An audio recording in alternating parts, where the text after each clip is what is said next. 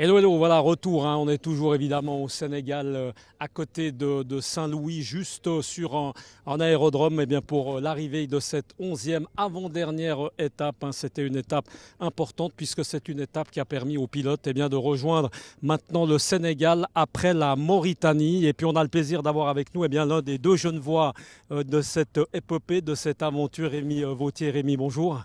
Bonjour. Merci beaucoup d'être quelques instants avec nous. Arrivée de Rémi, hein. Rémi, superbe Monaco-Dakar, Rémi, 5e au classement général. On peut déjà dire que le résultat est acquis puisque demain, c'est une étape finale, hein, qui va vous emmener de Saint-Louis au Lac-Rose, juste à côté de Dakar. Mais c'est en fait, on va dire une épreuve importante parce qu'elles le sont toutes, mais c'est une épreuve qui compte pas vraiment. C'est une épreuve qui compte pour en fait une spéciale, mais qui compte pas vraiment dans le classement. Donc cette 5e place est acquise. C'est exactement ça. La dernière épreuve, c'est une épreuve en fait qui est à part, qui ne s'intègre pas au classement général. Donc le classement est figé à ce jour et on fait effectivement une 5e place. On est 4e voiture, 3e de roues motrices. Donc évidemment, on est très content. On a fait une belle performance. Au niveau on peut peut-être parler du véhicule qui est là, hein, de ce buggy. Comment est-ce qu'il s'est comporté? Est-ce qu'il y a eu des soucis techniques? Si on décrit un petit peu les 12 étapes, hein, de ce rallye, comment est-ce qu'on peut dire, si on veut résumer un peu cette course? Alors c'est bien de parler un petit peu d'Optimus parce que ce serait trop injuste de recueillir tous les lauriers pour le pilote parce que l'Optimus est un véhicule exceptionnel. Il est très directif, il va là où on veut, il est surpuissant, il est léger, il est robuste, donc il a vraiment toutes les qualités pour être un très très bon véhicule de rallye raid. Rémi, ça a été ta deuxième édition, hein, l'année dernière, tu étais déjà là. Qu'est-ce qu'on peut, si on devait comparer un peu ces éditions, évidemment celle-ci a été meilleure, hein, au niveau du résultat, en termes de course, en termes de surprise, en termes de tout, comment est-ce que ça a été par rapport à la première? Alors disons que la plus grande surprise qu'on a eue pour cette édition, ce sont les dunes. On a eu des dunes extrêmement molles. Ah, j'ai vu que tu t'amusais bien dans les dunes. Alors moi, c'est bon. Il y a eu des bons petits moments. Ça se passe comment les dunes? C'est des dunes qui font quoi comme taille, comme hauteur, qu'on se rende compte? Comment on les aborde? Il y a de toutes dimensions. Il faut savoir surtout que ce ne sont pas les plus grandes dunes les plus difficiles. Les grandes dunes sont souvent faciles et confortables, alors que les petites dunes sont cassantes et difficiles et donc piégeuses par définition. Et là, notre grande surprise, c'était le sable très mou. On s'enfonçait jusqu'aux genoux quand on descendait de la voiture. Donc c'était vraiment quelque chose qui était très difficile à gérer. Eh bien, on a eu des étapes de plus de 150 km de dunes, complètement de dunes. Donc on a eu 3 étapes comme celle-là en Mauritanie. Moi, c'est mon grand plaisir, j'aime ça. Je viens en fait pour les dunes, donc j'étais très content bien sûr. Un petit mot sur le copilote, tout s'est bien passé? Alors le copilote, il m'énerve un tout petit peu, mon copilote, parce que... Il est juste parfait ou quoi?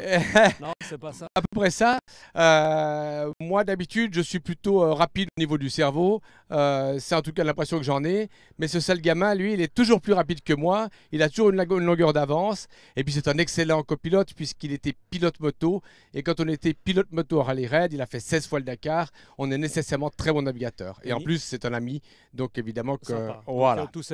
C'est important l'ambiance aussi. Rémi, un petit mot, parce que là, on est au terme pratiquement de ce rallye. On a dit 6500 km. Comment est-ce qu'on est physiquement? Franchement, je t'ai vu au départ, je t'ai vu à Monaco. Alors, petite barbe naissante, on va dire ça comme ça, autrement, tu as l'air juste parfait. Alors, la barbe naissante... Tu as bien récupéré, tu as pu bien dormir, oui. Tu as pu bien manger. Alors, j'étais très malade pendant 4 jours. Okay. J'ai eu la grippe et puis une bronchite. J'ai pas mangé pendant 4 jours, donc j'ai eu un petit peu de mal pendant le milieu de la course. Mais ça va, je m'en suis sorti. Et puis la barbe, je déteste ça en fait. Mais les douches, cette année, on n'avait que de l'eau froide. Et puis se raser au rasoir à lame avec l'eau froide, ben, c'est vraiment pas l'idéal. Donc j'ai fait l'impasse sur la barbe exceptionnellement. Parce qu'un mot, quand on arrive, comme maintenant, là, on est un peu au milieu de nulle part, on a planté des tentes. Hein, on va remettre le véhicule en état, qu'est-ce qu'on fait? Alors là, pour l'instant, il est en parc fermé. Quand on arrive, parce qu'il peut y avoir éventuellement une contestation d'un autre concurrent qui dit « Ah, mais il y a quelque chose qui ne joue pas sur tel véhicule, il faut le vérifier. » Donc on a la possibilité de faire ça. Et dès que le parc fermé sera ouvert, après il reviendra au camion et on fera l'entretien pour demain. Là, comme ça, c'est peut-être encore un peu tôt pour en parler, ou peut-être qu'on va faire le point demain, mais on peut déjà le dire pour les gens qui sont avec nous. À chaud comme ça, si je te disais l'année prochaine, tu remets ça, on a envie de repartir ou on se dit attends un petit moment, je vais digérer déjà celle-ci. C'est un petit peu ça. Chaque fois qu'on termine un rallye raid, on dit stop, là maintenant j'en peux plus, c'est fini. C'est le dernier. Et puis 15 jours. Quand on a trop bu, exactement, c'est la dernière fois. Ça. 15 jours après déjà, ça va mieux. Non, mais il y en aura d'autres, bien sûr. J'axerai peut-être vraiment des rallyes raids sur les dunes spécifiquement, peut-être la Chine, pourquoi pas.